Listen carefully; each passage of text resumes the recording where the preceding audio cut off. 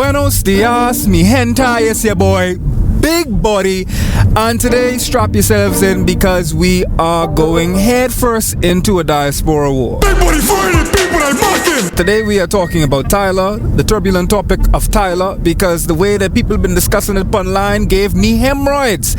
But first, something else that will potentially give me hemorrhoids is the fact that I have conditioning day today. My least favorite day. I'd rather put my inside a dead sea urchin carcass before I do cardio. Starting with X hanging raises, which is essentially you're spreading your legs full eagle. You know, you're spreading it to the high heavens. We going full whore today. Spreading your legs out and then you're bringing it in closer as you ascend your feet to touch essentially where your hands are on the pull-up bar. The key to this exercise, of course, if there was any tip that I was to give you, is to make sure that your legs and the rest of your body as well are as stiff as... Anyway, man, I need to stop making all these horny jokes because it's far too early for that horny right now. I got things to do. After the hanging leg raises, we have alternating single arm burpees with thankfully no jumps, because I swear anytime when you always make me go and do the little half, free throw from the quarter line like Shark, I'd be dead. You know, I know they say the white men can't jump. I don't like the jump. I's a black dude, but I don't like the jump. From there, we do the side plank, knee tuck, whatever you call it. You know, you kick your leg back and then you bring your knee to your chest and you do that on each side. You know what I'm saying? And then the last exercise in this circuit, yes, you heard me correctly, circuit. I will explain why this is a circuit afterwards.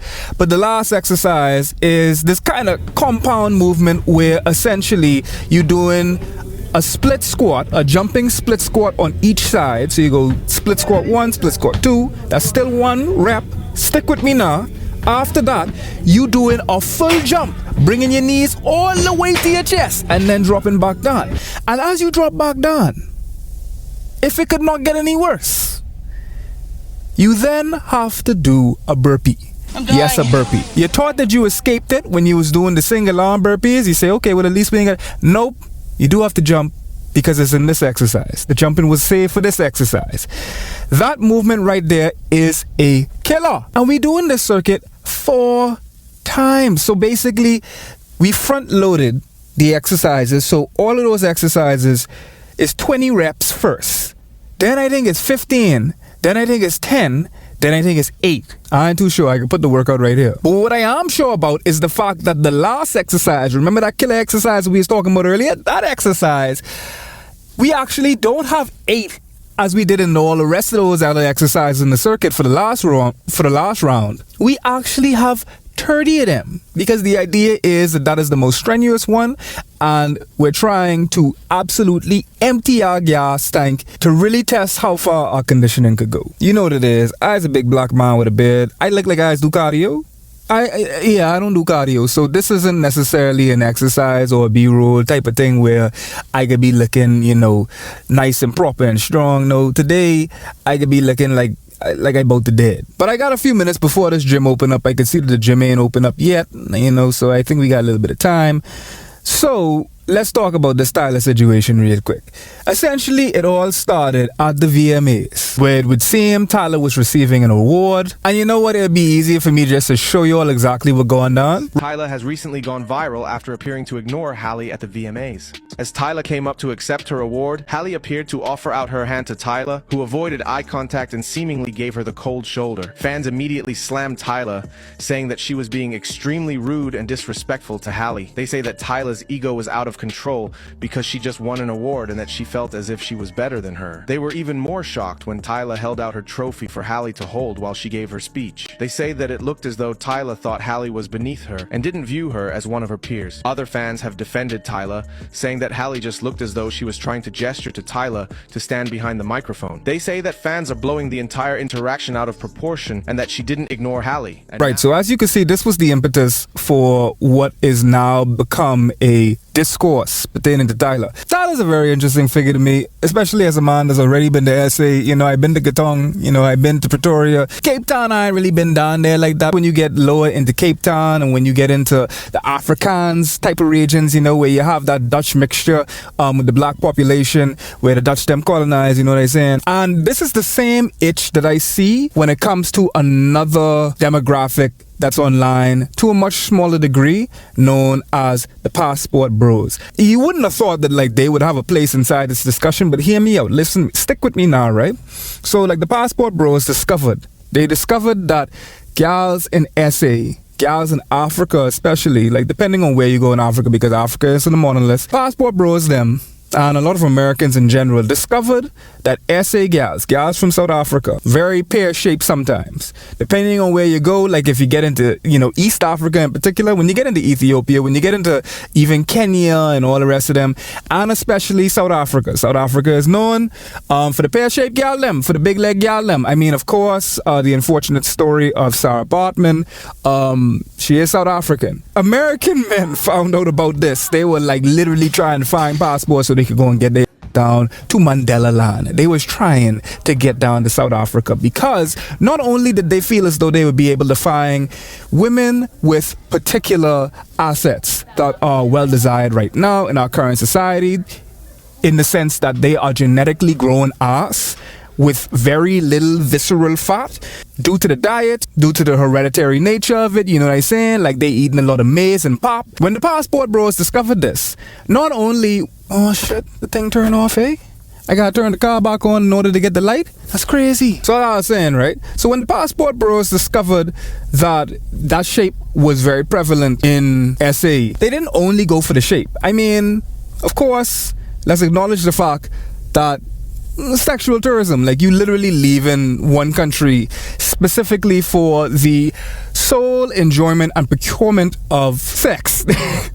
Weird behavior. No maidenless behavior. I mean, they do the same thing when they come down to the Caribbean and they be thinking that they could go and find gals and just have sex with them willy-nilly. And listen, very weird, and very misinformed also. But they going down to SA thinking that they can be able to find all the pear-shaped gal them. Not only because of that, but because they expected a submissiveness, inherent lack of the Western ideals that are criticized of American women and Western women in particular.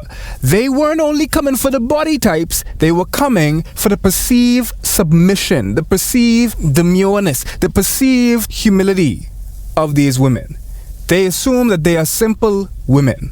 The Passport Bros and all the people them that coming down there specifically to say, I need to find me one African gal, they're expecting that these gals could just be shaped like that, be pretty up inside the kitchen, barefoot, making them some sandwiches and babies dropping out of them straight up. That's it right there, right? That's the set. It's the same muscle that get white men, because black men ain't the first to do this. Passport Bros ain't only black men. But it's the same thing when white men used to go all over to Asia, especially East Asia and thing like that, to go and fetishize Asian fetishization and get into Chinese market and say that they looking for like a little geisha thing because they nice and they ain't gonna talk back to them, they ain't gonna slap them over the head when they come back at 2 o'clock in the morning when they stumble and drunk, like they come off the set of Roseanne talking about fix me a sandwich. Yeah, them set. The white dudes them been doing it from time. Black dudes been trying to get on that train too, because they say, hey, if the white dudes could do it, why can't I? So anyway, here we are now, all of these years later, and the gals that they was coming to Africa for have now found some American markets, some success in American markets, due to the fact that we now have a democratization of social media. So now these women that would not have always had access to the American market, because they would have had to fly all the way over to the American market to LA so they could potentially see them, your Doja Cats and thing like that. They would have to fly over to the United States to go and get a chance of showing their talents and their beauty and whatnot in the American market. Now they could do it on IG.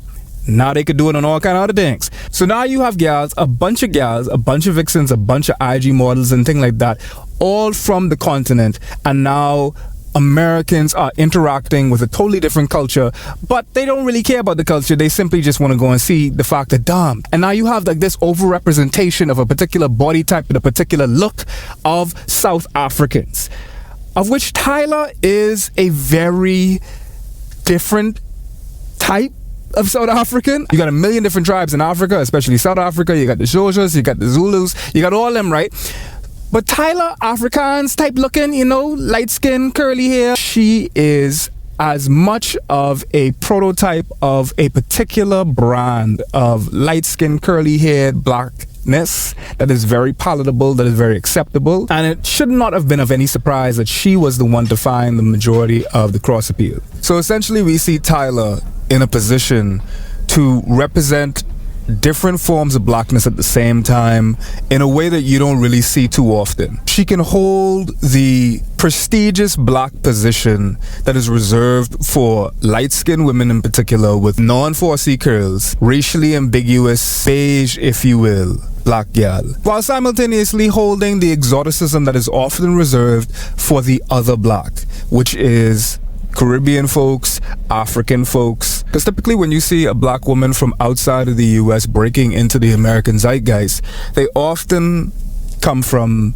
West Africa and they don't hold the same privileges as someone like Tyla would. The only person I consider to be contemporary to Tyla in this scenario would probably be Rihanna. Not saying that they're alike, but I'm saying that essentially they have the same makings as it pertains to that niche of blackness that has a appeal of racially ambiguous, exotic, foreign black. Surely you have folks like Thames, who's a darker skinned black woman by way of London, but of course very blatantly West African. But Tyla has this inoffensive blackness that I think that a lot more of the American consumer base will find to be a little bit more palatable. It's very interesting to see how her Africanness has some social consequences for her blackness, which is odd because blackness and Africanness typically very inextricable, inseparable from one another. But in the current society that we're in, it is quite often that African means something different than black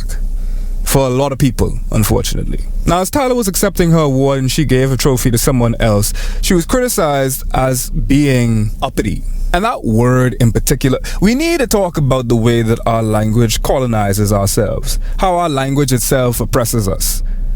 Because we know what uppity is reserved for. Uppity as a term is specifically in reference to slaves that don't know their place. And they went further to say that she's not going to be able to seize her demographic with this type of attitude that she's displaying. Asking them people to hold her 7-pound award for 35 seconds was actually the second egregious thing she did, because the way she tapped that person helping her with her train, like, I've got it from here, was uppity. Like, I hated every moment of that, because if you could take them next 15 steps without me, you could have took the first 15 without me. You get what I'm saying? Why was I even here if you could do it? But I'm not gonna lie to you, when she tapped Shorty helping her with her train, it really gave like, oh, you're eating into my camera time. Like, I don't want you here. It really gave like Heisman is what she really wanted to do, but she knew the camera was on her, so she just had to tap her gently. For real, it's starting to feel like the only people that get that Tyla needs this American market is Tyla's team. I don't feel like Tyla was looped in on that meeting. Maybe y'all made it an email and y'all didn't CC her. Because the way that she always gives us the ick, the way that we never really walk away talking like, oh my God, I love this moment for her. Did you see what she was wearing? Da, da, da, da, da.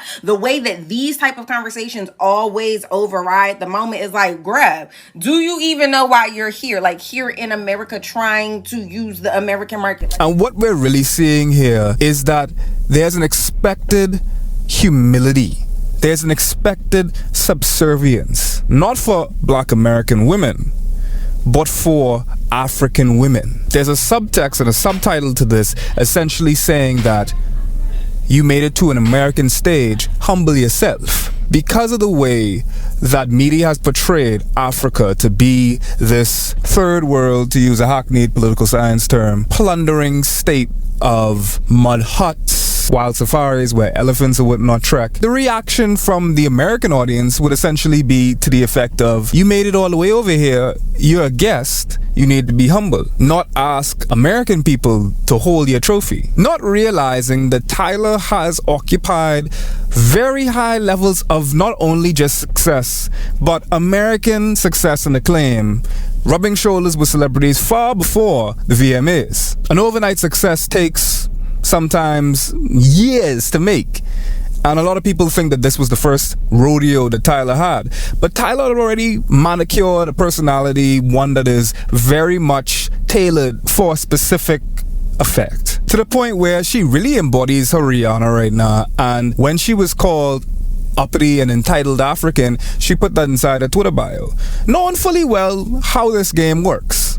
This is right out of Rihanna's playbook. I feel like Americans are slowly but surely telling us what their real problem with Tyler is, because... What do you mean by this?